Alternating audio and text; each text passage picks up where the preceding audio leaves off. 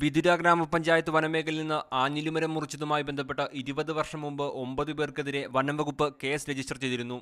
തൊണ്ടി മുതലായ ആഞ്ഞിലിമരം കണ്ടെടുത്തതിനാൽ 8 പ്രതികളെ അന്ന് വെറുതെ വിട്ടു.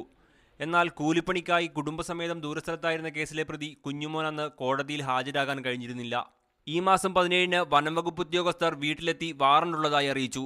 കേസിൽ പിടികിട്ടാപ്പുള്ളിയായി പ്രഖ്യാപിച്ചതിനാൽ ജാമ്യം നിഷേധിച്ച കോടതി കുഞ്ഞുമോനെ 1 ദിവസത്തെ റിമാൻഡിൽ അട്ടക്കുളങ്ങര സബ് ജയിലിലേക്ക് അയച്ചു. ജാതി വിളിച്ചവഹേളിച്ച പോലീസുകാർ കുഞ്ഞുമോനെ മർദ്ദിച്ചവശനാക്കി. പിന്നീട് കുനിച്ചു നിർത്തി ഉരുളന്തടി നടുവിൽ വെച്ച് മണിക്കൂറോളം പീഡനം. ജന്യസുഖക്കാരനായ കുഞ്ഞുമോൻ അവസാനം പോലീസുകാരൻ്റെ കാൽക്കൽ വീണു. പിന്നീട് നടന്നത് ഇങ്ങനെ. ഷൂവിൽ കയറി പിടിച്ചപ്പോഴാണ് നീ എൻ്റെ ഷൂവിൽ തൊട്ടാടാ എന്ന് പറഞ്ഞുകൊണ്ടാണ് എൻ്റെ ഷൂവിനെ കംപ്ലീറ്റ് എന്നെ നക്കിച്ച്.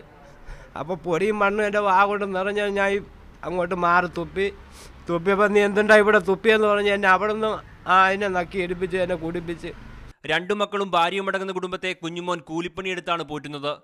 ദളിത് സമൂഹത്തിനെതിരെ നിരന്തരം നടക്കുന്ന ഇത്തരം പീഡനങ്ങളിൽ പ്രതിഷേധം ശക്തമാണ്. ജനങ്ങൾ ശക്തമായി തന്നെ പ്രതികരിക്കും. ഇത് കേൾക്കുന്ന ഓരോ ദളിത് സമൂഹത്തിൻ്റെയും ഹൃദയമാണ് പൊടിയുന്നത്.